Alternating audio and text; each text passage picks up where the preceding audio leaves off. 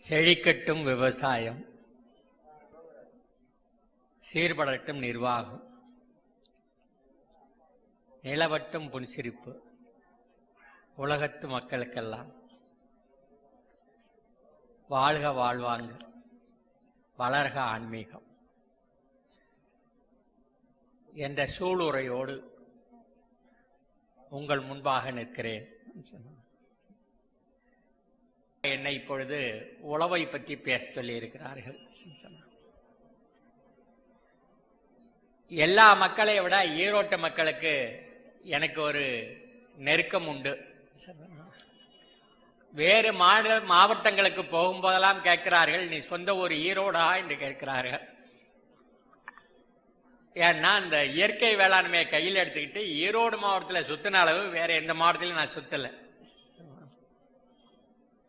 ஈரோடு மாவட்டத்தில் நிறைய உழவர்கள் இப்ப இயற்கை உழவுக்கு மாறி இருக்கிறார்கள். இயற்கை உழவு நமக்கு புதுசு இல்லை.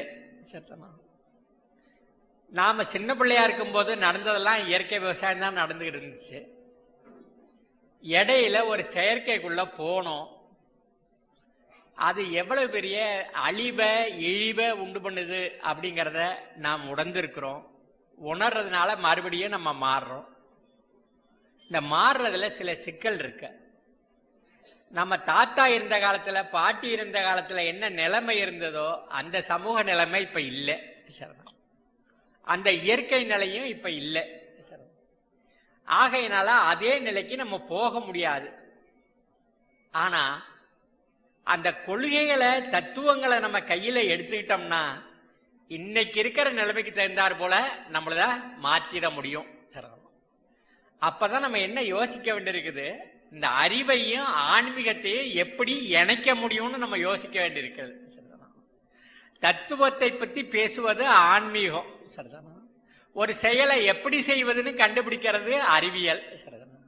அறிவியலையும் ஆன்மீகத்தையும் ஒன்றிணைத்தால் மட்டும்தான் சமுதாயம் முன்னேற்றத்தை நோக்கி போகிறது.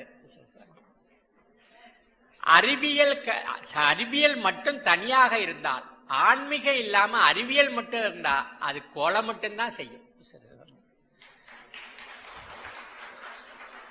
அறிவியல்ல உச்சமட்ட கண்டுபிடிப்பு அணுகுண்டு தான். இந்த அணுகுண்டை யார் தலையிலாவது போட்டே ஆகணும். ஏன்னா தயாரிச்சாச்சா. அது கீழே இருக்கிறத ஆஸ்பத்திரியும் பார்க்க மாட்டாங்க, பள்ளிக்கூடமும் பார்க்க மாட்டாங்க. அது மேல ஏரோப்ளேன்ல எடுத்துட்டு போயிட்டா அது போட வேண்டியதுதான்.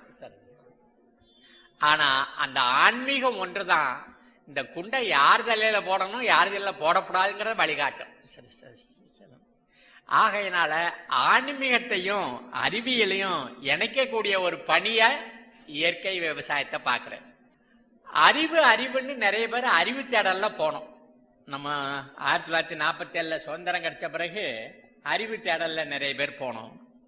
ஏன்னா அதுக்கு முன்னாடி இருந்த சமூகம் மூட நம்பிக்கையில கடந்தது. சொல்லலாம், மூட நம்பிக்கையில இருந்து விடுபடணும்னா ஈரோட்டு பாதை தான் வேணும், பகுத்தறிவு தான் வேணும் அப்படின்னு சொல்லி அதனால அறிவு தேடல்ல நம்ம போனோம். ஆனா எங்க ஓட்ட விட்டுட்டோம்னா இந்த அறிவுல 2 இருக்குங்கிறத நம்ம மறந்துட்டோம். 2000 ஆண்டுகளுக்கு முன்னாடி திருவள்ளுவர் எழுதி வச்சத எல்லாரும் வரி வரியா படிக்கணும், வார்த்தை வார்த்தையா படிக்கணும், திரும்ப திரும்ப படிக்கணும். ஒரு நூல் அவர் 7 வார்த்தையில எழுதி வச்சுட்டு போயிட்டாரு. திருக்குறள் மட்டும் படிச்சா நமக்கு புரியல. அப்ப ஒருத்தர் கூட இருந்து நமக்கு ஒத்துழைக்க வேண்டியிருக்குது. அவர் என்ன சொன்னாரு, பகுத்து உண்டு பல் உயிர் ஓம்புதல் நூலோர் தொகுத்தவற்றுள்ளெல்லாம் தலை அப்படின்னு சொன்னார். அறிவுன்னு சொல்லி அவருக்கு முன்னாடி வாழ்ந்தவர்கள் எல்லாம் எதையெல்லாம் அறிவுன்னு சொல்லி இருக்கிறாங்களோ அதுல எல்லாம் சலிச்சு புடைச்சி எடுத்து பாத்தீங்கன்னா தலையாயதான் நிக்கிறது என்ன இருக்குன்னா பகுத்து உண்டு பல்லுயிர் ஓம்புதல். எல்லா உயிர்களையும் நம்ம பாதுகாக்கணும், அதுதான் தலை சிறந்த அறிவு. இப்ப எனக்கு முன்னாடி பேசின சகோதரர் சொன்னாரு, உலக அளவுல சமத்துவம் வரணும், சமாதானம் வரணும். அந்த சமத்துவமும் சமாதானமும் எப்ப வருகிறதுன்னு சொன்னா பகுத்துண்டு பல்லுயிர் ஓம்பும்போதுதான் வருகிறது. ஆகையினாலதான் உலகத்துல இருக்கிறவங்க சொன்னதுல எல்லாம் தலையாயது பகுத்துண்டு பல்லுயிர் ஓம்புதல்.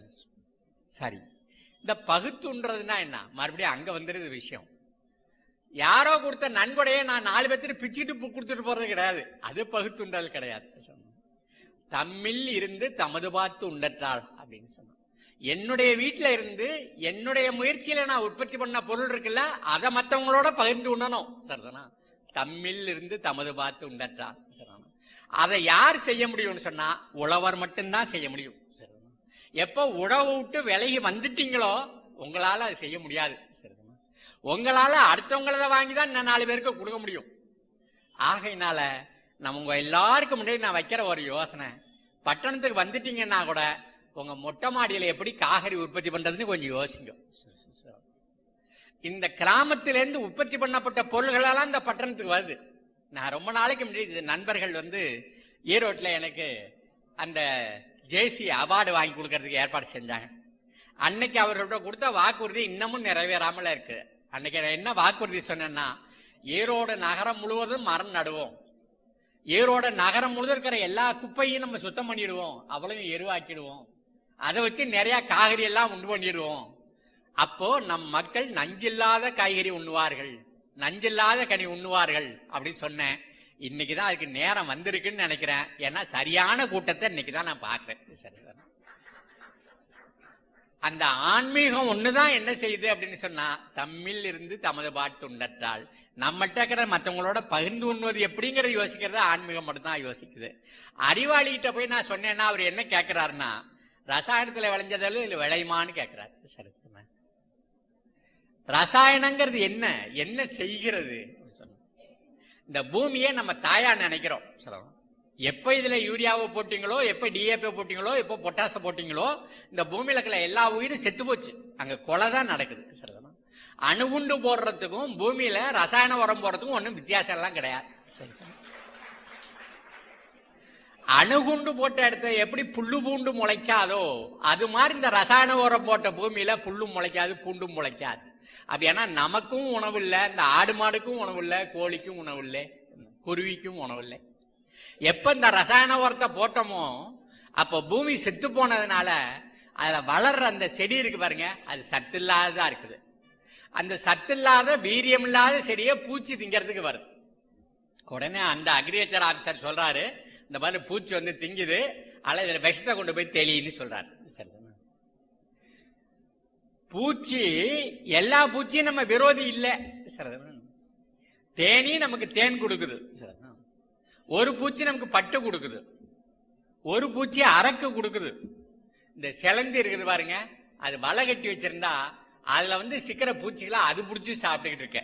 நம்ம செடியை திங்கக்கூடிய பூச்சிகளை இந்த சிலந்தி சாப்பிடுது.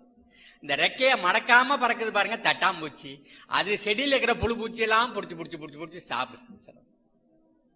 நாம விஷம் தெளிச்சோம் பாருங்க, கொசுவை கொல்றேன்னு சொல்லி, அதுல தட்டாம்பூச்சி தான் செத்து போச்சு, கொசு கொள்ள சாப்பிட. உங்க எல்லாத்துக்கும் தெரியும்னு நினைக்கிறேன். இப்ப குளிர்காலம் வந்துருச்சு, இப்ப அது ஃபேனை நிறுத்திட்டு தூங்கலாம்ல, முடியலையே. கொசுவை விரட்டுறதுக்காக போன் போட வேண்டியிருக்கு, ஃபேன் போட வேண்டியிருக்கு. மின்சாரம் நிலக்கரியை எரிச்சு மின்சாரம் உற்பத்தி பண்றாங்க.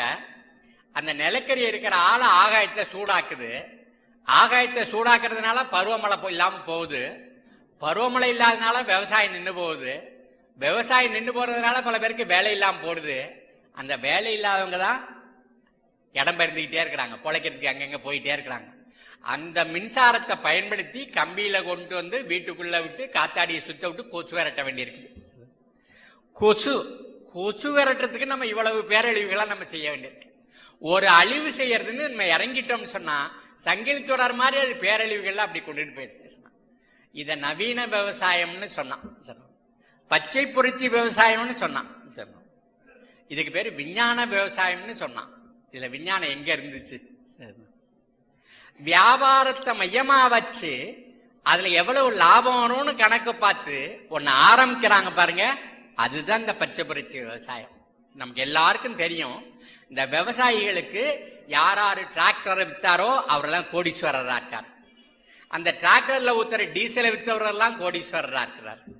யார் அந்த ஒட்டு விதை வித்தாரோ அவரெல்லாம் கோடீஸ்வரரா இருக்கிறார். யார் இந்த ரசாயன வித்தாரோ அவரெல்லாம் கோடீஸ்வரரா இருக்கிறார். யாரு பூச்சியை கொள்றதுக்குன்னு விஷம் வித்தானோ அவன் எல்லாம் கோடீஸ்வரனா இருக்கிறான். யாரு சிமெண்ட் வித்தானோ அவன் கோடீஸ்வரனா இருக்கான்.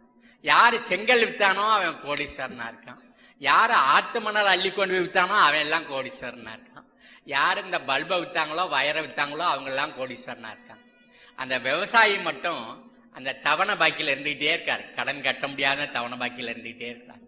அவர் என்ன நினைக்கிறாரு, நாம இது மாதிரி கஷ்டப்பட்டது போதும், நம்ம புள்ள படிச்ச எழுத படிக்க கத்திட்டு எங்கேயாவது போய் எப்படியாவது பழக்கட்டும்னு நினைக்கிறார்.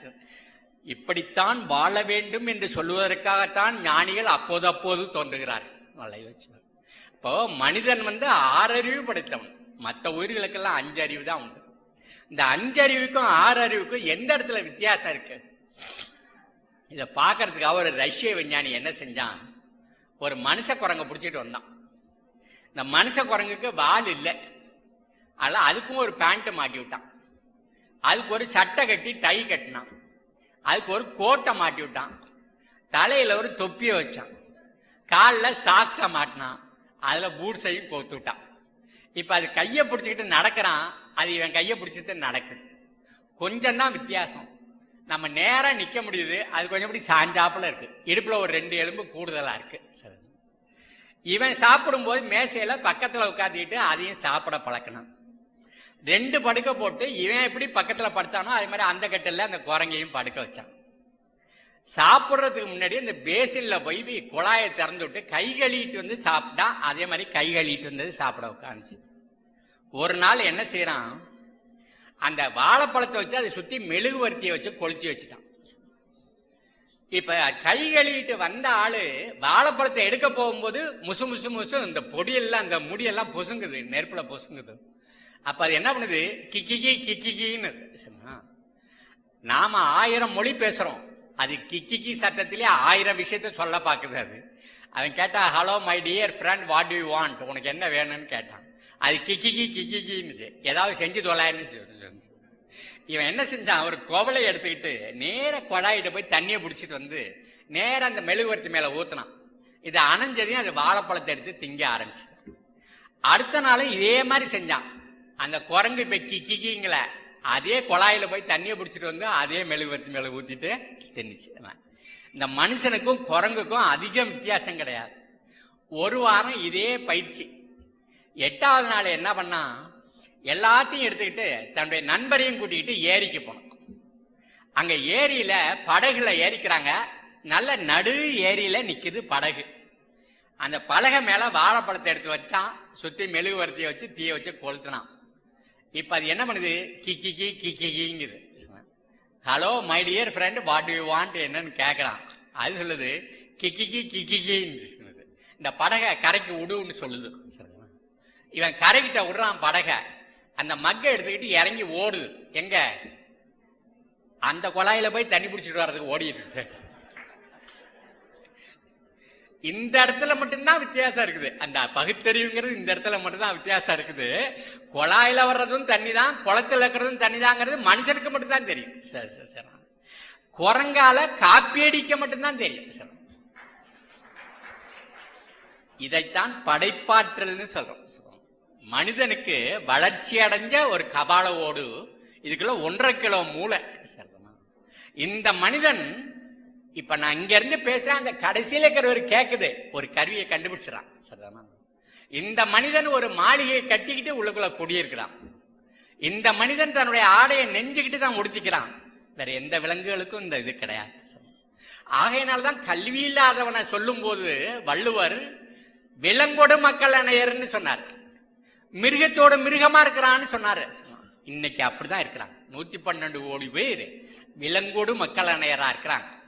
காரணம், நாகரிகங்கிற பேர்ல மேலும் மேலும் செல்வத்தை வளர்க்கறது எப்படின்னு யோசிச்சிருக்கிறோம். ஆனா மனித ஆற்றலை வளர்க்கறத பத்தி யாருமே யோசிக்கல. அந்த மனித ஆற்றலை வளர்ப்பது தத்துவம் தான் வளர்க்கும். ஆகையினாலதான் யார் உள்ளத்தை பண்படுத்துவதற்காக சொல்லாலும் ஏறிகிட்டி உழுகிறார்களோ அவர்கள் பின்னாடி சமூகம் போயிட்டு இருக்க. இன்னைக்கு அது பரவலா தெரியாம இருக்கலாம், ஆனா அந்த வழி மட்டும்தான் மக்களை நல்லதே நோக்கிட்டு செல்லும். அப்போ விவசாயத்துல வறுமைப்பட்டவர்கள் என்ன செய்கிறார்கள், என்னுடைய பிள்ளை இதை செய்யப்படாது, எங்கேயாவது போய் எப்படியாவது பொழைச்சுக்கட்டும்னு நினைச்சிட்டோம்னா பகுத்தறிவு சுத்தமா செத்து போச்சு. அப்போ பகுத்தறிவுனா என்ன? அப்பதான் அறிவுல 2 வகை இருக்கிறத பாக்குறோம். அறம்போலும் கூர்மையர் ஏனும் மரம்போல்வர் மக்கள் பண்பு இல்லாதவர்னு சொன்னான். சுத்தியால அடிச்சீங்கன்னா, சம்மட்டியால அடிச்சீங்கன்னா அந்த இரும்பு நெசங்குது.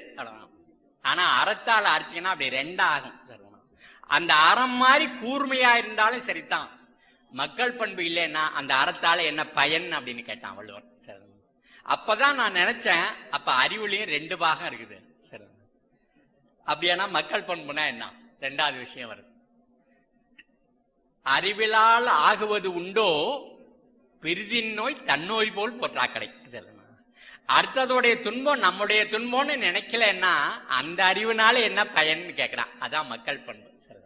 அப்போ மக்கள் பண்போடு கூடிய அறிவுன்னு ஒண்ணு, மக்கள் விரோதிகளுக்குன்னு உண்டான அறிவு ஒண்ணு. சரி, அப்ப நம்மளுடைய பறவைகள் என்ன செய்யுது, அந்த பயிரில் இருக்கிற புழுவெல்லாம் பிடிச்சி பிடிச்சி பிடிச்சி சாப்பிடுது. சரி, நீ பூச்சியை கொல்றதுக்குன்னு ஒரு விஷத்தை கொடுத்துட்டான்னு சொன்னா, விஷத்தை தெளிச்சு பூச்சியை நம்ம கொண்டுட்டோம்னா பறவைகளுக்கு சாப்பாடு என்னாச்சு? மறுபடியும் யோசிச்சு பாருங்க. அந்த 2 குறள் இருக்கு. ஒரு குறள் சொல்லுது பகுத்துண்டு பல் உயிர் ஓம்புதல்னு சொல்லுது. பல மனிதர்களுக்கு சாப்பாடு போடுறதுன்னு சொல்லல, பல உயிர் ஓம்புதல். அதே மாதிரி 2வது குறள் சொல்லுது அறிவினால் ஆகுவது உண்டோ பிரிதின் நோய் தன்னோய் போல் போற்றாக்கடை. பிற மனுஷருடைய நோயை மாதிரி பத்தினா பிரயோஜனம் இல்லை, பிற உயிர்களுடைய நோயையும் உன்னுடைய நோய் போய் பார்க்கணும். அது மட்டும்தான் மனித பண்பு அப்படின்னு சொல்லு. அப்போ நாட்டுல ஏகப்பட்ட பறவைகள், இந்த பறவைகளுக்கான உணவை நீ விஷத்தை தெளிச்சு கொண்டுட்டீங்கன்னா பறவை உன் தோட்டத்துக்கு வரல. ஆகையினால நோய் அதிகமாயிட்டே இருக்கு, பூச்சி அதிகமாயிட்டே இருக்கு, விவசாயிக்கு செலவு அதிகமாயிட்டே இருக்குது. நாம சாப்பிட்றதெல்லாம் விஷத்தையே சாப்பிட்டு இருக்கோம். அந்த சின்ன விஷயத்தை மட்டும் உங்களுக்கு நினைவுபடுத்துறேன். அந்த கோவை பல்கலைக்கழகத்தில் ஒரு துணைவேந்தர் இருந்தார். அவர் பேர் டாக்டர் ஜெயராஜ். அவர் 20 ஆண்டுகளுக்கு முன்னாடி சென்னையில ஒரு கூட்டத்தில் பேசினார். அவர் என்ன சொன்னாரு, நான் திராட்சைப்பழம் சாப்பிட்றதை விட்டு 5 வருஷம் ஆச்சுன்னு சொன்னார். எல்லாரும் காது திடீர்னு கேட்டாங்க, வேளாண் பல்கலைக்கழக துணைவேந்தர் திராட்சைப்பழம் சாப்பிட்றதை விட்டு 5 வருஷம் ஆச்சுன்னா ஏன் ஆச்சு அப்படின்னு சொல்லி அவர் விளக்கமும் செய்கிறார். அந்த திராட்சை தோட்டத்துல பந்தல்ல திராட்சை பழம் தொங்குது. அதுல விவசாயி விஷத்தை ஸ்ப்ரேயர்ல போட்டு தெளிக்கவே இல்லை. தெளிச்சா அவர் மூஞ்சிலே படும் பந்தல்ல இருக்கிறதுனால. அவர் என்ன செய்யறாரு, ஒரு அமுல் பால் பவுடர் டப்பாவை மூடியை திறந்துட்டு அதுல தண்ணியை உள்ள விடுறாரு. அதுக்குள்ள கொஞ்சம் என்ட்ரின், கொஞ்சம் எக்கலாக்ஸ், கொஞ்சம் சுமத்தியான், கொஞ்சம் மாலத்தியான், கொஞ்சம் பாரத்தியான், கொஞ்சம் ரோகாரு, கொஞ்சம் டாட்டா ரோகாரு, கொஞ்சம் நூவக்ரான், கொஞ்சம் டெமக்ரான், கொஞ்சம் செவினு, கொஞ்சம் ஃபாலிடாலு, கொஞ்சம் எண்டோசல்பான், கொஞ்சம் மானோக்ரோட்டோபாஸ், கொஞ்சம் ஹினோசான், தைத்தேனு, குங்ஃபு, கராத்தே எல்லாம் கொட்டி குச்சால கலக்கிறார். கலக்கிட்டு ஒவ்வொரு திராட்சை குள்ளையில அப்படியே முக்கிய எடுக்கிறார். சரிதானா? என்னாச்சு? அறிவினால் ஆகுவது உண்டோ பிரிதின் நோய் தன்னோய் போல் போற்றா கிடைக்கும். இந்த திராட்சை பழத்தை திங்க போறவனை பத்தி அவன் யோசிச்சானா? எவ்வளவு ரூபா போட்டு நான் திராட்சை தோட்டம் போடுறது, அதை எவ்வளவு கிலோ விளையும், அதை வித்தா எவ்வளவு லாபம் வரும், அதை மட்டும்தானே யோசிச்சாங்க. அறிவினால் ஆகுவது உண்டோ அறம்போலும் கூர்மையரேனும். பூச்சியை கொள்றதுக்கு என்னென்னலாம் செய்யணும் கத்துக்கிட்டீங்க. மரம் போல்வர் மக்கள் பண்பில்லாதவர். மரம் இருந்த இடத்த விட்டு நவராது. ஆனா அடுத்த உயிரோட துன்பத்தை பார்த்து இழகக்கூடியது மனுஷ மனம் தான் இழகக்கூடியது. அங்கதான் மனித பண்பு இருக்கு, அங்கதான் ஆன்மீகம் இருக்கு. அந்த ஆன்மீகம் பண்பை வளர்க்கிறது, கல்விக்கூடம் அறிவை வளர்க்கிறது. இன்னும் நிறைய பேர் தப்பா நினைச்சிட்டு இருக்காங்க இந்த நாட்டுல. என்ன நினைச்சுக்கிட்டாங்கன்னா, படிக்கிறதெல்லாம் அறிவுன்னு நினைச்சுக்கிட்டு இருக்கிறாங்க. படிக்கிறது அறிவு கிடையாது. பல பெற்றோர்கள் என்ன செய்யறாங்க, பிள்ளை தப்பு பண்ணும் போதெல்லாம் கேட்கறாங்க, படிச்ச பிள்ளை இப்படி தப்பு பண்ணலாமான்னு கேட்கறாங்க. இந்த நாட்டில் படிச்சவங்க மட்டும்தான் பெரிய பெரிய தப்பெல்லாம் பண்றாங்க.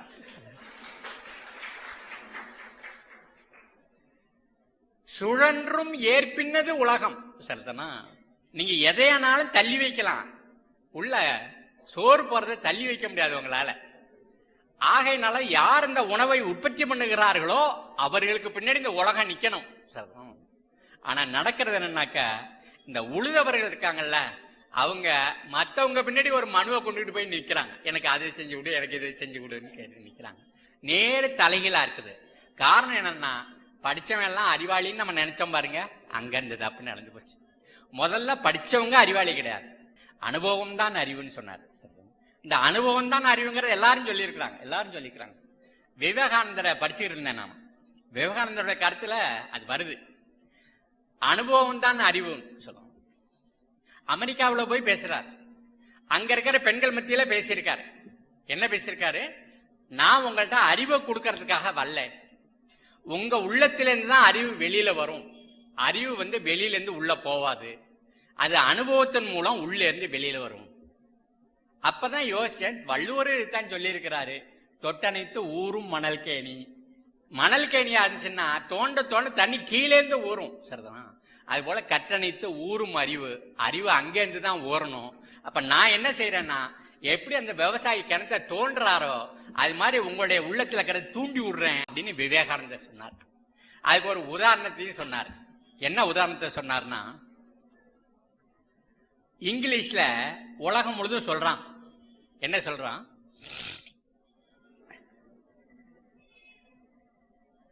Isaac Newton discovered law of கிராவிட்டின்னு சொல்றோம்.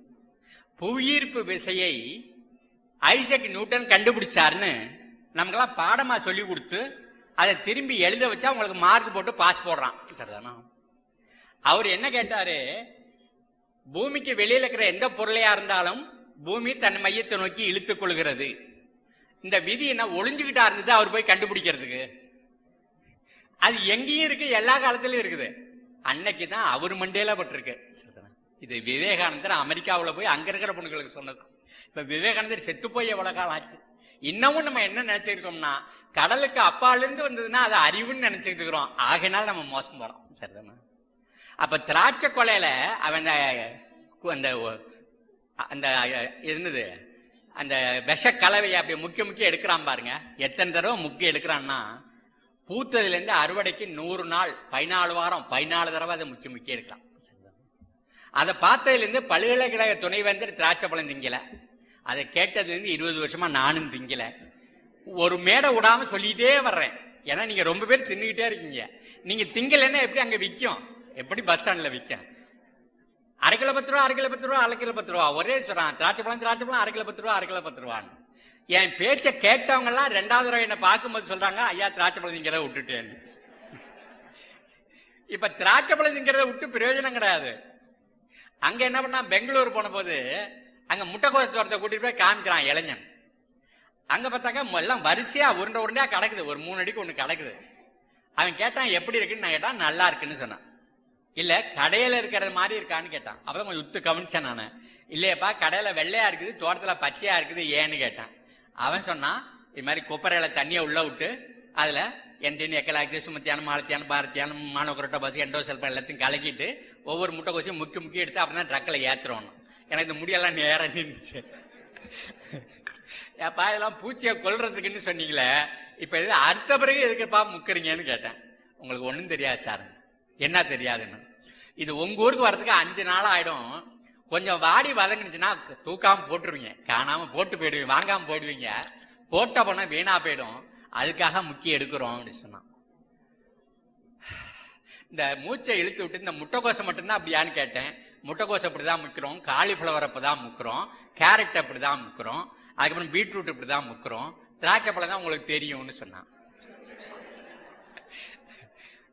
நான் போற இடமெல்லாம் இதை பேச ஆரம்பிச்சேன். நாம எதை திங்கிறோங்கிறத யோசிச்சு பாருங்க. எங்க அம்மாவுக்கு கோபம் வரும்போதெல்லாம் கேட்டாங்க, நீ என்னத்தை திங்கிறேன்னு கேட்டாங்க.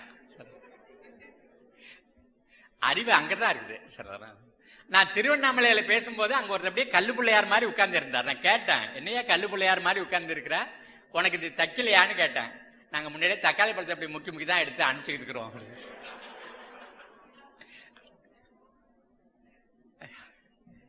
காய்கறி ஒரு ஊர்ல உற்பத்தி பண்ணி எல்லா ஊருக்கும் லாரியில போகணுமா என்ன? இந்த லாரி விடுற புகை இன்னைக்கு ஆகாயத்தை சூடாக்கிட்டு இருக்குது. ஆகையினால மழை இல்லை. பெய்ய வேண்டிய நேரத்துல மழை பெய்யல, பெய்யக்கூடாத நேரத்துல பெய்யுது. விதைக்கிற நேரத்துல மழை இல்லை, அறுக்கிற நேரத்துல அறுக்குது. ஏன்னா ஆகாயம் புகை மண்டபமாச்சு. காய்கறியே தூக்கிட்டு அலையணுமா? நம்ம ஊர்ல தக்காளி காய்க்காதா? நம்ம ஊர்ல முட்டைக்கோசு விளையாதா? நம்ம ஊர்ல காலிஃபிளவர் எடுக்க முடியாதா? கேரட் எடுக்க முடியாதா? பீன்ஸ் எடுக்க முடியாதா? இல்ல இதெல்லாம் திங்காதவங்க உயிரோட இல்லையா? பாவக்காய் விளையாதா, பீர்க்கங்காய் விளையாதா, சொரக்காய் விளையாதா, அவரைக்காய் விளையாதா, பொள்ளங்காய் விளையாதா? நம்ம பாட்டி எல்லாம் பயிர் பண்ணலையா? ஏன் ஒவ்வொரு இடத்துல உற்பத்தி பண்ணி தூக்கிட்டு அங்கிட்டு இங்கிட்ட அலையிறோம்? நாமக்கல்ல கோழி முட்டை தயார் பண்ணி டெல்லிக்கு போகணுமா என்ன? டெல்லியில இருக்கிற கோழி முட்டை போடாதா என்ன? சீர்பரட்டும் நிர்வாகம்.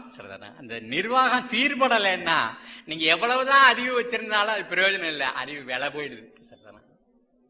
ஆகையினால நம்ம கோத்து கொடுத்துருக்கிற அந்த சூளுரை இருக்கு பாருங்க, அது திரும்ப திரும்ப தினம் தூங்க போறதுக்கு முன்னாடி எல்லாரும் சொல்லணும், எழுந்திருக்கும் போது எல்லாரும் சொல்லணும்.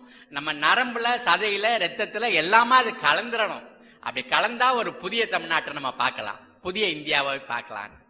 நான் கிராமத்து மக்களோட பேசும்போதெல்லாம் திரும்ப திரும்ப எனக்கு என்ன மனசுல பட்டதுன்னா, அறிவு மக்கள்கிட்ட இருக்குது, அறிவு புத்தகத்துல இல்ல, அறிவு காலேஜில் இல்லை. அப்போ என்ன பண்ணா, உட்காந்து விடுகதை போடும்போது புதுக்கோட்டை பொண்ணு அந்த விடுகதையை போட்டான். அடி காட்டுல, நடு மாட்டுல, நுனி வீட்டுல. பயிரை அறுவடை பண்ணும்போது அடி கட்டையே காட்டுல விட்டுட்டோம், நடுவுல உள்ளதை மாட்டுக்கு போட்டுட்டோம், நுனியில உள்ளது வீட்டுக்கு கொண்டு வந்துட்டோம். எனக்கு ராத்திரி முழுதும் தூக்கம் வரல. என்ன அற்புதமான ஒரு ஞானம் இன்னைக்கு கிடைச்சது அப்படின்னு நான் நினைச்சேன். நான் சரிதான் என்ன நினைக்கிறேன், ஏன் அடிக்கட்டையே காட்டுல விட்டோம்? சாப்பிட முடியாத என்னால விட்டுட்டோம். ஏன் இந்த வைக்கோல மாட்டுக்கு போட்டோம்? சாப்பிட முடியாத என்னால மாட்டுக்கு போட்டோம். நுனியில உள்ளது சாப்பிடணும் வீட்டுக்கு கொண்டு வந்தோம், குத்தும் போது தவிடு வந்தது, சாப்பிட முடியாத மாட்டுக்கு வச்சுட்டோம். அப்ப நமக்கு வேண்டாதெல்லாம் மண்ணுக்கு கொடுத்தோம், வேண்டாதெல்லாம் மாட்டுக்கு கொடுத்தோம், அது ரெண்டு நமக்கு வேங்கரெல்லாம் கொடுக்குது. இவ்வளவுதாங்க இயற்கை விவசாயம். இதுக்கு எதுக்கு புத்தகம் வேணும்? இதுக்கு எதுக்கு காலேஜ்? இதுக்கு எதுக்கு வாத்தியாரு? அந்த அக்ரிகல்ச்சர் காலேஜா இருக்கிற வாத்தியார் சொல்றாரு, நான் கூட விவசாயியோட பையன்தான், உங்க வரிப்பணத்துல தான் நான் சம்பளம் வாங்குறேன். எதுக்கு இதெல்லாம் சொல்றாருன்னு கவனித்தேன். அதெல்லாம் நான் போய் சொல்ல மாட்டேன், விவசாயிக்கு துரோகம் பண்ண மாட்டேன். இதை சொல்றதுக்கு ஒரு பீடிகை வேற போடுறாரு. நீங்க கொடுத்த இந்த விஷத்துல தான் இப்ப நாங்க எல்லாம் நோயாளியா இருக்கிறோம், எல்லாரும் விஷம் சாப்பிட்டு இருக்கிறோம். இந்தியாவில் இந்த விஷத்தை எவ்வளவு பயன்படுத்துறாங்கன்னா, ஒவ்வொரு வருஷமும் 90,000 டன், ஒரு டன்னுன்னா 1000 கிலோ பார்த்துக்கணும். அப்போ 1000 லட்சம் கிலோ விஷத்தை எங்க பார்த்தாலும் போட்டான்னா, அது பாட்டுக்கு நம்ம குடிக்கிற நீர், தாய்ப்பால் எல்லாம் விஷமா போச்சு. அப்ப தாய்ப்பாலை விஷமாக்குறது அறிவா இருக்க முடியுமா? அறிவினால் ஆகுவது உண்டோ? சரிதானா? அடுத்த உயிரோட துன்பத்தை உன் துன்பம்னு நினைக்கலன்னு சொன்னா அறிவினால் ஆகுவது உண்டோ? அதுக்கு காலேஜில் போயிருக்கணும். அப்போ நான் நினைச்சேன், நான் அந்த பொண்ணு இப்ப இன்னமும் பாத்தீங்கன்னா இந்த கூட்டத்தில் மட்டும்தான் பெண்கள் நிறைய உட்கார்ந்து இருக்கிறாங்க. இதே ரொம்ப மகிழ்ச்சிக்குரிய விஷயம். இல்லாட்டி கல்யாண கூட்டத்தில் மட்டும்தான் நிறைய பெண்களை பாக்குறேன். அப்போ அறிவுன்னா ஆண்களுக்கு மட்டும் நினைச்சுக்கிறாங்க. எங்கேயாவது விவசாயிகள் கூட்டம்னா ஆண் பிள்ளையா வந்து உட்கார்ந்து இருக்கிறாங்க. சரி, அடுத்தாற்போல பார்க்கும்போது நான் சொன்னனே ஏதாவது மாற்றி செஞ்சிருக்கலான்னா, இல்ல வீட்டுக்காரி சம்மதிக்க மாட்டேங்கிறான், கூட்டத்துக்கு வரும்போதே கூட்டு வந்திருக்கலாம்ல. நான் அந்த பொண்ணு சொன்னான்னு திரும்ப திரும்ப சொல்றது. அந்த பொண்ணு சொன்னா என்ன சொன்னா, ஒரு நாள் உணவை ஒழி என்றால் ஒழியாய். என் வயிறே ஒரு நாள் சாப்பாடு தள்ளி வையினா வைக்க மாட்டேங்கிற, இருவேளைக்கு 7 என்றால் 7ஆய். இந்த சகோதரிகள் எல்லாம் இருக்கிறாங்க, நல்லதா சமைச்சு தர்றாங்க, 2 வேளைக்கு சேர்த்தாப்புல சாப்பிட்டுக்கன்னா சாப்பிட மாட்டேங்கிற. ஒரு நாளும் என்னவோ அறியாய், என்னுடைய துன்பம் உனக்கு தெரிய மாட்டேங்குது. நான் 4 இடம் போறவோ வர்றவோ எல்லா இடத்துலயும் சாப்பாடு இருக்காது. இடும்பைக்கூர் என் வயிறே, எனக்கு எப்ப பார்த்தாலும் துன்பம் வர வயிறே உன்னோடு வாழ்தல் அறிது. என் வயிறே உன்னோட வாழ்றது ரொம்ப கஷ்டமா இருக்குன்னு எந்த பொண்ணு சொன்னா? ஔவையார் சொன்னா. 2000 வருஷத்துக்கு முன்னாடி சொன்னான். இதை விட சிறந்த இலக்கியம் உலகத்துல இருக்காக்கும். அப்போ அறிவுன்னா ஆணுக்கு மட்டும்தான் உரியதுன்னு சொல்லிட்டு எங்க பார்த்தாலும் இந்த பெண்ணை அடிமையாவே வச்சிருந்தோம் பாருங்க. அதெல்லாம் மீறி போராடி அவங்க வெளியில வர்ற காலகட்டம் இருக்கு பாருங்க, அது நம்ம விடிய போறதுங்கிறத காட்டுது. நம்ம சமுதாயத்துல ஒரு விடியல் வரப்போறதுங்கிறத காட்டுது. ஆகையினால இந்த பெண் விடுதலையை முன்னெடுத்து செல்லிருக்க அதுல ஆன்மீகம் ஒரு முக்கியமான பங்காற்ற வேண்டியிருக்கு. அதனாலதான் சொன்னேன், அந்த பெண் அடி காட்டுல, நடு மாட்டுல, நுனி வீட்டுலன்னு சொல்லி கொடுத்தான். அந்த பொண்ணு என்ன சொல்றா அப்படின்னா, ஒரு நாள் உணவை ஒளி என்றால் ஒளியாய். இப்ப புரியுதா?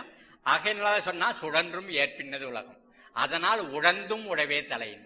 உழவுன்னாவே துன்பம். ஆகையினால் துன்பப்பட்டாலும் அந்த துன்பம் சிறந்ததுன்னு வள்ளுவன் சொன்னான்.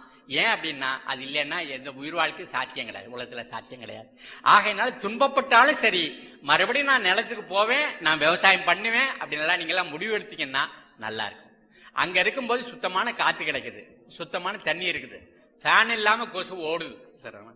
எல்லாம் பறவையெல்லாம் வந்து பூச்சி பிடிக்குது, சரிண்ணா. அந்த இயற்கைன்னா என்னன்னு கேட்டாக்கா ஒரு ஞானி 2 விஷயத்த சொல்லி காமிச்சார். ஒரு மரம் இருக்கு, அது இருந்த இடத்துலயே இருக்கு, ஆனா அது ஏன்னா பரவிட்டே இருக்கு. அதுக்கு என்ன செய்தது? அந்த மரத்துக்கு வர்ற பறவையோட பசியை ஆத்துது, அதுக்கு ஒரு பழத்தை கொடுக்குது. பழத்தை உண்ணுகின்ற பறவை 2 கிலோமீட்டருக்கு அப்பால போய் எச்சம் போடுது, அதோட எச்சத்தோட அந்த விதை உழுவுது, அங்க அந்த மரம் முளைச்சு வளருது. மரம் தன்னுடைய இனத்தை பரப்புவதற்கு அது என்ன பண்ணுது? பறவையோட பசியை ஆத்துனுச்சு. ஒரு பூவுல தேன் சுரக்குது, இந்த தேனை எடுக்கிறதுக்காக தேனி போகுது, அது குழவி போகுது. அப்ப அந்த உடம்புல மகரந்தம் ஒட்டிக்குது. அது இன்னொரு பூ போகும்போது இந்த மகரந்தம் சூலகத்துல படுது. அது அப்புறம் தான் என்ன பண்ணுது? அந்த பூவுல விதை பிடிக்குது. அந்த செடி தன்னுடைய இனத்தை பரப்புவதற்கு என்ன செய்யுதுன்னா அந்த குழவிக்கு அந்த தேனீக்கு அது பசி ஆத்துது. ஆனா தேனியோட பசி ஆத்துறோம்னு தெரிஞ்சு அந்த செடி செய்யல, பறவையோட பசி ஆத்துறோம்னு தெரிஞ்சு அந்த மரம் செய்யல. ஆனா மனிதர்கள் தெரிஞ்சே செய்ய முடியும். அப்படியானா என்ன செய்யணும்னா இது செலவில்லாத வேளாண்மையா மாறணும். அந்த வேளாண்மை செலவில்லதான் மாறணும்னா என்ன செய்யணும்? அப்ப கழிவுகளை மட்டும்தான் நிலத்துக்கு கொடுக்கணும், கழிவுகளை மட்டும்தான் மாடுகளுக்கு கொடுக்கணும். நமக்கு வேண்டாங்கிற வைக்கோல், வேண்டாங்கிற புல்லு, வேண்டாங்கிற தவிடு, வேண்டாங்கிற பொட்டு, வேண்டாங்கிற புண்ணாக்கு, அதை மட்டும்தான் மாடு கேட்குது. நம்ம பால் கொடுத்தா வீட்டுக்குள்ள கொண்டு வந்துடுறோம், சாணி முத்தம் போட்டா மண்ணுக்குள்ள போட்டுறோம். மண்ணுக்குள்ள போறதுக்கு முன்னாடி அது மண்புழுக்கு சாப்பாடாகி மண்ணுக்குள்ள போகணும், அவ்வளவுதான். அந்த மண்புழுவையும் நம்ம பேணணும். அப்பதான் என்ன பண்ணுதுன்னு சொன்னா தொடிப்புழுதி ககுசா உனக்கின் பிடித்து எருவும் வேண்டாது சாலப்படும். நம்ம நிலத்தை ஒரு பழம் புழுதி 1/4 பழம் புழுதி ஆகிற மாதிரி புழுதியாக்கி உழுதுட்டு அதுல விதை போட்டீங்கன்னா பிடி எருவும் வேண்டான்னு 2000 வருஷத்துக்கு அவன் எழுதி வச்சான். திருவள்ளுவனுக்கு எங்க பார்த்தாலும் படம் மாட்டிருக்காங்க, எங்க பார்த்தாலும் சிலை வச்சிருக்கிறாங்க. சொன்னதை மட்டும் நம்ம வாழ்க்கையில கடைபிடிக்காம போயிட்டோம். அப்ப அவன் என்ன சொல்றான்? மறுபடியும் அதுக்கும் வள்ளுவன் சொன்னான், ஓதி உணர்ந்தும் கற்று தெரிஞ்சிருக்கீங்க, பிறருக்கு உரைத்தும் அடுத்தவங்களும் சொல்லிட்டீங்க, தான் அடங்கா பேதையின் பேதையார். தான் மட்டும் அந்த வழியில நடக்கலைன்னா அவன் முட்டாள்களிலும் முட்டாள்களா இருப்பான். அப்ப அந்த கியாபே விஸ்வநாதங்கிறார் திருச்சிக்காரர் சொன்னாரு, முட்டாளிலும் முட்டாள்னா என்ன அர்த்தம்னா அடியும் முட்டாள்னு அர்த்தம். அவனுக்கு மேல நிறைய முட்டாள்கள் இருக்காங்க, அடிக்கலாம். அப்ப அடிமுட்டாள்கள் இந்த நாட்டுல பெரிய இருக்கிறாங்க. அந்த மடமையிலேருந்து நம்ம விடுபடணும்னா என்ன செய்யணும் அப்படின்னா ஒண்ணும் இல்ல, அறிவைத்தான் தேடணும். அந்த அறிவு வந்து பண்புள்ள அறிவா இருக்கணும். சொன்னோம் பிறர் தீமையை நம்ம துன்பத்தை நம்ம துன்பமா நினைக்கக்கூடிய அறிவா இருக்கணும். அப்ப எங்க கத்துக்க முடியும்? மறுபடியும் கிராமத்துக்கு தான் போகணும். இப்ப நாங்க கிராமத்துக்கு போயிட்டோம், சுர்மான்பட்டிக்கு போயிட்டோம். சுர்மான்பட்டி கடவுர்ல இருந்து ஒரு நட தூரத்துல இருக்குது. கடவுர் வந்து கரூர் மாவட்டத்தோடைய தெற்கே எல்லையில இருக்க. அங்க என்ன பார்த்தேன், விவசாயிகளுக்கு கையில வசதி இல்லை, அவர்கிட்ட மாடு இல்லை, அவர்கிட்ட களம் இல்லை. அவர் சோளக்கரத்தை அறுத்துட்டு வந்து சாலையில பரப்பிடுறாரு. அதுல காரு பஸ் லாரி எல்லாம் போகுது. மறுபடியும் தள்ளி தள்ளி அது சக்கரத்துக்கு பக்கத்துல வைக்கிறாரு இந்த கருதுகளை. அது இப்படி போறதெல்லாம் அரைச்சிக்கிட்டு போயிட்டு இருக்குது. பொழுது போனா அதை அப்படி தூத்திட்டு தானியத்தை வீட்டுக்கு எடுத்துட்டு போறாரு, அந்த குப்பையை சாலை ஓரத்துல போட்டு போறாரு. நாங்க என்ன பண்ணோம், ஒரு வண்டியை கொண்டுட்டு போய் அதெல்லாம் அள்ளிக்கிட்டு வந்து எங்க தோட்டத்துல மேல போட்டுட்டோம், பாத்தியில மேல போட்டோம். ஒரு மழை விழுந்ததையும் பார்த்தா எங்க தோட்டத்துல சோளம் முளைச்சு வளர்ந்துட்டு இருக்கு, கம்பு முளைச்சு வளர்ந்துட்டு இருக்கு, எள்ளு முளைச்சு வளைஞ்சிட்டு இருக்கு. சந்தோஷம் ஒரு பக்கம் தலையில அடிச்சுக்கிட்டேன். அந்த வசதி இல்லாத விவசாயி அவர் உற்பத்தி பண்ண எள்ளு இந்த குப்பையோட போகுது, அவர் உற்பத்தி பண்ண சோளம் குப்பையோட போகுது, அவர் உற்பத்தி பண்ண கம்பு குப்பையோட போகுது, அவர் உற்பத்தி பண்ண கேப்பையெல்லாம் குப்பையோட போகுது. என்ன இல்லாம போயிடுச்சு? இந்த மாடு இல்லாம போயிடுச்சு. சரிதானா? அந்த மாடு மட்டும் இருந்தா அவர் களத்துல விட்டு அதுலயே சுத்த விட்டு இருப்பாரு. சரிதானா? அவளையும் சுத்தி எடுத்திருப்பாங்க. அதனாலதான் அந்த மாடை செல்வம்னு சொன்னான். இந்த வள்ளுவன் சொல்லும் போது கேடில் பிடி செல்வம் கல்வி ஒருவருக்கு மாடு அல்ல மற்றையவை. இப்ப மாடு வந்து செல்வம், என்னைக்கா இருந்தாலும் மாடு செல்வம் தான். உங்களுக்கு வேண்டாத பொருளெல்லாம் தின்னுட்டு உங்களுக்கு வேணுங்கிறதெல்லாம் கொடுக்குது. அது பாலை கொடுக்குது, அதுல தயிர் வருது, மோர் வருது, எல்லாம் வருது. இப்ப உங்களுக்கு பாக்கெட்ல வருது பால்னு சொல்றான் அவன், இல்லையா? அது பால் இல்லையா? அது பால் பவுடரா இருக்குதான், அப்புறம் கொஞ்சம் பசுமாட்டு கொழுப்பு இருக்குதான், அதுல கொஞ்சம் 5% யூரியா இருக்குதான், அப்புறம் 3% சோப்பு பவுடர் இருக்குதான், நுரையா வருதான், சட்டியில ஊத்துனா எல்லாம் வருதான். நம்ம மாடை இறந்துட்டு சோப்பு யூரியாவெல்லாம் சாப்பிட்டு இருக்கோம். அது விருந்தாளிக்கு வேற கொடுக்குறோம், காப்பி சாப்பிடுங்க டீ சாப்பிடுங்கன்னு சொல்லி எல்லாம் விருந்தாளிக்கெல்லாம் கொடுத்துருக்கோம். அப்ப அந்த மடமை மேலும் மேலும் வளர்ந்து போயிட்டே இருக்குது. அது காரணம் என்னன்னாக்கா பண்பு வளரல, நாகரிகம் மட்டும் வளர்ந்துருக்கு. அந்த நாகரிகமும் இறக்குமதியான நாகரிகமா இருக்கு. நம்மளுடைய பூர்வீக நாகரிகம் அது கிடையாது. பூர்வீக நாகரிகங்கிறது பகிர்ந்து உண்ணுதல் மட்டும்தான். இப்ப அந்த நண்பர்கள் கேட்கிறாரு, சீட்ல எழுதி கொடுத்துருக்காரு, இந்த கலையை என்னதான் பண்றதுன்னு சொல்லுங்க சொல்றாரு. ரொம்ப அழகு. இப்ப என்ன பண்ணிருக்கோம்னா, ஒரு சின்ன விஷயத்த பார்த்தோம். இந்த ஜப்பான்காரன், அவன் பேர் மசானோபு ஃபுகோகா. அவன் என்ன செய்யறான், நெல்லு வயல்ல நெல்லை அறுத்த பிறகு வைக்கோல் அந்த நிலத்திலேயே போட்டுறான். அப்ப அந்த வெள்ளைக்காரன் கொடுத்தானே அந்த முக்காமல நெல்லு கிடையாது. இந்த புதுக்கோட்டைக்கார் பாடினார் பாருங்க, முக்காமலம் நெல்லு பயிர் 30 கஜம் தண்ணி கிணறு, நிக்காமதான் தண்ணி ஏறச்சேன், நெல்லு பயிர் கருகி போச்சு முக்காமலம். எங்க அப்பா காலத்துல அவர் உள்ள போனார்னா வெளியே தெரியாது, அவ்வளவு உயரம் நெல்லு பயிர். சரிதானே? இதெல்லாம் நல்லது இல்லைன்னு சொல்லி அவன் முக்காமலத்துல கொண்டாந்து கொடுத்துட்டான். வைக்கல் இல்லாம போனதுனால மாடு போயிடுச்சு, மாடு புனக்களம் போயிடுச்சு. சரிதானா? ஆகையினால நம்ம ரோட்ல போட்டுக்கிட்டு அடிக்கிறோம், சோளத்தையும் கம்பையும் இதையும் நெல்லையும் ரோட்ல போட்டுக்கிட்டு அடிச்சுக்கிறோம். நல்லா யோசிச்சு பாருங்க, மாட்டுக்கு தீவனம் இல்லாம பண்ணலாம். மாடு கொடுக்கிற பால் இந்த குள்ளமா இருக்கிற நெல்லு தர்ற அரிசியை விட வசந்தது. அரிசியில மாவு சத்து மட்டும்தான் இருக்குது, பால்ல எல்லாமே இருக்குது. ஒரு வளர்ச்சிக்கு வேணுங்கிற எல்லா சத்தும் இருக்குது. பாலை மட்டும் தான் குடிச்சிட்டு குழந்தை வளர்ந்துகிட்டே இருக்குது. சரி, பாலை மட்டும் தான் குடிச்சிட்டு அந்த கண்ணுட்டி வளர்ந்துகிட்டே இருக்குது. அந்த பால் இல்லாம பண்ணா, வைக்கல் இல்லாம பண்ணி பால் இல்லாம பண்ணா அரிசியே கூட்டியிருக்கான். நெல்லு விளைச்சல் கூடி இருக்குது, வைக்கல் இல்லாம போடலாம், மாடு இல்லாம போய் பால் இல்லாம போயிடுச்சு. ஆனா நாடு முழுதும் மக்களுக்கு நிற்கிற பெரிய துன்பம்னா சத்துணவு பற்றாக்குறைங்கிறான், மால் நியூட்ரிஷன் தான். அடிப்படையில மக்களுடைய அறிவு இருக்கு பாருங்க, அனுபவப்பட்ட அறிவு, அந்த அறிவை நம்ம இழந்துட்டதுனால எப்படி இருக்கும். அப்ப அவன் ஜப்பான்காரன் என்ன செஞ்சான், மறுபடியும் இந்த ஆழ்வயர வைக்கல எடுத்துட்டான், நெல் எடுத்துட்டான். அதுல அடிச்ச பிறகு வைக்கலை நிலத்திலேயே தூவிட்டான். அப்ப களைச்செடி வளர்றதுக்கு இடம் கிடையாது, அதுல நெல்லு மட்டுமே வளருது. முதல் வேலை கலையை கட்டுப்படுத்தணும்னா இயற்கை அழித்ததை திருப்பி அளிப்போம். இயற்கை அழித்ததை திருப்பி அளிப்போம். இந்த சூளுரையா எல்லாரும் கையில எடுத்துக்கணும். இயற்கையை நீங்க பாட்டு சுரண்டிக்கிட்டே இருக்க முடியாது. பூமிக்கு அடியில போர் போட்டு தண்ணி எடுத்துக்கிட்டே இருந்தீங்கன்னா தண்ணி கீழே போயிட்டே இருக்குது. சரி, அந்த கீழே இருந்து வர்ற தண்ணி நல்லது வராது. அதுல தாதுப்புகள்லாம் கலந்து ஒண்ணு பல்லு இல்லாம போகுது, அல்லது எலும்பு வளைஞ்சிக்குது, அல்லது கை கால் இல்லாம இருக்குது, ஏதாவது ஒண்ணு போயிட்டே இருக்குது. நீங்க எடுத்துக்கிட்டே இருக்க முடியாது. நீங்க மறுபடியும் இயற்கையில இருந்து எடுக்கலாம் திருப்பி கொடுக்கணும். ஒன்னையும் கொடுக்க வேண்டாம், வைக்கலையாவது திருப்பி கொடுக்கப்படாதான்னு கேட்கறாங்க. மாடு இருந்தபோது மாடு தின்னது சாணியை திருப்பி கொடுத்தோம். இப்ப மாடு இல்ல, வைக்கலையாவது திருப்பி கொடுக்கப்படாதா? ரோடத்துல போட்டு தீய வச்சுட்டு வந்தீங்கன்னா எப்படி? வைக்கல திருப்பி கொடுத்தீங்கன்னா கலைய அது அமுக்கிக்குது, களை வளர்றதுக்கு இடம் இல்லாம பண்ணும். இப்ப நாங்க என்ன பண்ணோம்னா, இந்த குஜராத்ல பார்த்தோம், தென்னை மரத்துல இருந்து உழுவுற மட்டை பாலை பண்ணாடையெல்லாம் அப்படியே போட்டார் அங்க ஒரு வாத்தியார். இப்ப அதை ஈரோடு மாவட்டத்துல சொன்னது, ஈரோடு மாவட்டத்துல நிறைய பேர் தென்னை மரத்துல மட்டையை அப்படியே போட்டாங்க. ஒரே சந்தோஷம். முதல்ல கேள்வி கேட்டாங்க, எங்க டிராக்டர் எப்படி போகும்னு. உங்க டிராக்டரே நிலத்துக்குள்ள போகக்கூடாது, அதுக்குதான் இது வழின்னு சொன்னேன். பூமியில மண்புழு உழுதுகிட்டே இருக்குது. அப்ப மண்புழுக்கு மட்டும்தான் தீனி போடணும். நீங்க எதுக்கு டிராக்டர் அதுல போய் உழுவுறீங்க, டிராக்டர் வச்சுட்டு இருந்த. அப்ப எங்க பார்த்தாலும் இப்ப மட்டையை போட ஆரம்பிச்ச ஒரே சந்தோஷம். அந்த செலவெல்லாம் மிச்சம் ஆயிடுச்சு, கொண்டுடுச்சு. உழுவுற வேலை கிடையாது, கொத்தர வேலை கிடையாது. அது என்ன பண்ணுதுன்னா, அந்த மேல மட்டை உளுந்ததையும் ஒரு 3 மாசத்துல கரையான் தின்னுடுது. அதுக்கப்புறம் பாக்டீரியா திங்குது. அதுக்கப்புறம் மண்புழு வந்துடுது, அது உழுதுகிட்டே இருக்கு. அப்ப மண்புழு உழுவும் போது வாயால தின்னு வாழால கக்குது. அது மரத்துக்கு வேணுங்கிற ஊட்டங்களும் அதுல கிடைச்சிருச்சு, அந்த உரமும் கிடைச்சிருச்சு. அப்போ ஒரு வேலை செய்யறோம், ஆனா பல நாளா இருக்குது. ஒன்னொன்னுக்கும் ஒரு வேலை செய்யறது கிடையாது. பூச்சியை கொள்றதுக்கு ஒரு விஷம், நோயை கொள்றதுக்கு ஒரு விஷம், களையை கொள்றதுக்கு ஒரு விஷம். அவன் விஷமா வித்துக்கிட்டே இருப்பான், நம்ம ஒன்னொன்னா செஞ்சுட்டே இருக்கிறதா? எல்லாத்தையும் ஒரே அடியா தீர்த்துடுறோம். என்னன்னா, இயற்கை அளித்ததை திருப்பி அளிப்போம். அப்ப கர்நாடகா வந்தோம், அங்க விவசாயி என்ன பண்ணாரு, கரும்பு பயிர் பண்றாரு. வாரு சாலு பாரு சாலு அப்படிதான் இருக்கு. ஒன்னுட்டு ஒரு சால்ல தோகையை போட்டு மூடிட்டாரு. அப்போ பாய் தண்ணி மிச்சம், தண்ணி பாய்ச்சற செலவு மிச்சம், அங்க களை வெட்டுற செலவு மிச்சம். அப்போ பாயால தான் தண்ணி பாயுது. ஒரு சால்ல தண்ணி பாய்ஞ்சா 2 வரப்பில் எடுத்துக்குது. அதை இங்க சொன்னோம். அதான் ஈரோடு மாவட்டம். ஈரோடு மாவட்டத்தில் ஏன் அடிக்கடி போறீங்கன்னு கேட்டாங்க. நான் சொல்றது ஈரோட்டில் மட்டும்தான் ஒரு வித்தியாசமான மனுஷர்கள் இருக்காங்க. இவங்க என்ன பண்ணுவாங்கன்னா, உன்னை போய் பார்த்தையும் உடனே செஞ்சு பார்ப்பாங்க. இல்லாட்டி ஒரு செய்தியை சொன்னோம்னா ஒரே மோட்டர் சைக்கிள் எடுத்துட்டு இன்னும் 2 ஆளை பின்னாடி உட்கார வச்சு கூட்டி போய் பார்த்துட்டு செய்வாரு. செஞ்சதையும் போன் எடுத்து இப்படி செஞ்சா இப்படி இருக்குன்னு இன்னொருத்தரை கூட்டி சொல்லுவார். சரி, இந்த பண்பு இந்த ஈரோட்டில் மட்டும்தான் உண்டு. சரி, தஞ்சாவூர்ல இருக்க வேண்டாம் பண்ணுமா, நல்ல வெள்ளை வேட்டி கட்டிக்குவான், வெள்ளை சட்டை போட்டுக்குவான்.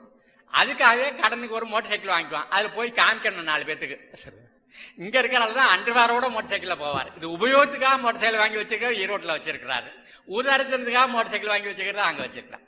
இது மாதிரி இடத்துக்கு இடம் வித்தியாசம் இருக்குது. இதை கலாச்சார வித்தியாசங்கள் சொல்றோம், கல்ச்சுரல் டைவர்சிட்டின்னு சொல்றோம். அது மாதிரி கிராப் டைவர்சிட்டி இருக்குது. இங்க வந்து புஞ்சக்காடா இருந்தது ஒரு காலத்துல.